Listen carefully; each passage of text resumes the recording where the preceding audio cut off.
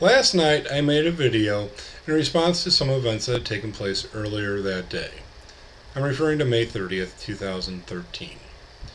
My dad and his wife's two sisters, and my stepsister all had gone to see my aunt and uncle on my father's side. We had gotten back into town, we were at my dad's house, and we were getting ready to have a light supper.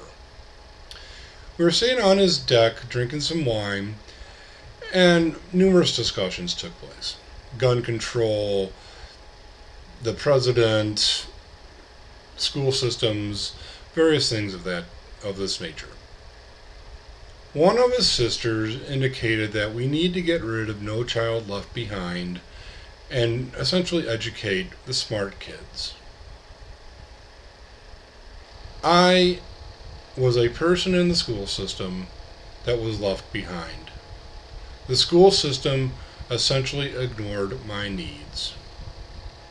And without realizing it, my unconscious mind stepped into place, and I said to my dad, I really wish that you and Mom had fought harder for me when I was in school.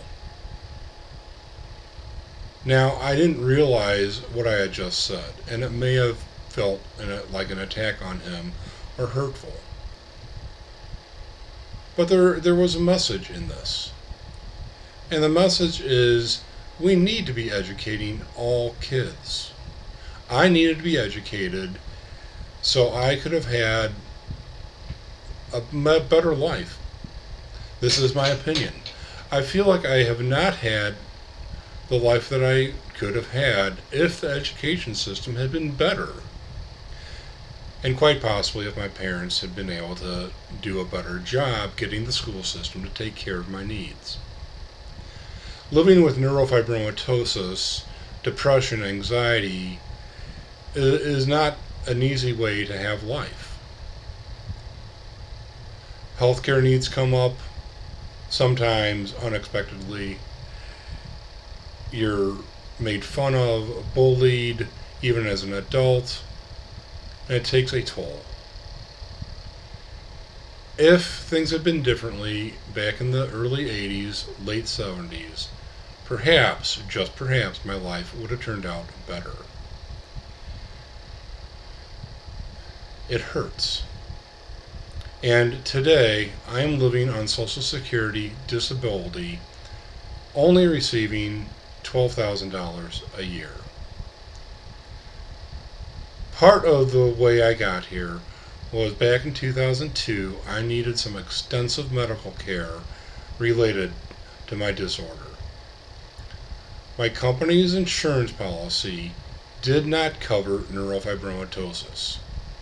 I had actually seen the 100 plus page contract that they had signed that outlined every little procedure covered and everything not covered, and neurofibromatosis was one of those items listed that would not be covered. I worked for an social service agency that had just a few hundred employees. We did not have a mass pool of thousands of people like corporations have that could cover me. So I was left with a $12,000 bill that I wound up having to pay. At that time, that was roughly 3/4 of my salary.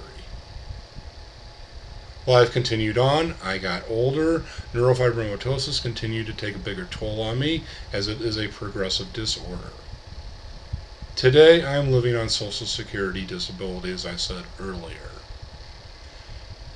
Who knows what would have happened back in 2002 if my needs had been covered by my employer's health insurance policy. Now, I go to the food pantry, I get food stamps, I get assistance with where I'm living, and I have continuous worry over if this stuff is going to continue to be covered or not. I now have to understand what our government is doing, all sides of it. And when people have already formed an opinion without being educated, they can strike numerous people down without any knowledge.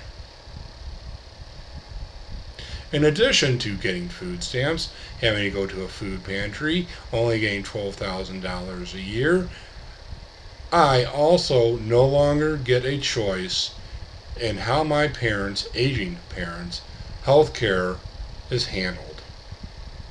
I now have a special needs trust as well. So I have lost much of my own independence. It sucks and it hurts. And with my father's side of the family, these things are never, ever discussed. I don't think my father's side of the family really knows what it is like for me to be me. They'll say, yes, you got dealt a rotten set of cards when you were born. I don't see it as pandering. I don't see it as patronizing. I just see it as that's how they see it. That's how they see me. And they're right. I got dealt a rotten set of cards when I was born. So I'm making this video, telling people this is what it is. This is what it's like for me. We don't discuss this. And it's time for us to be doing that. It's time for me to be reaching out to my family more. But I need to do this in a way that I'm not going to get angry. I was angry last night and knew I had to get out of my father's house in that situation before I started calling people names and doing things I was going to regret. That's what I had to do. Luckily, my unconscious brain can step in from time to time and get me out of a situation that could be potentially dangerous and cause hurtful statements to be said. I have not spoken to my dad since last night.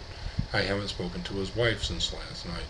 Nor have they called me or reached out to me just to ask if things are okay. That's another way it is in my family. I love my family. I love my dad.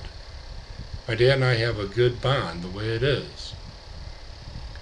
But for those of you watching this, and maybe nodding your head in agreement with what I'm saying, yeah, it's that way in my family too.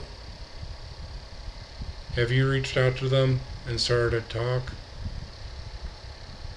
And would you join me in doing so?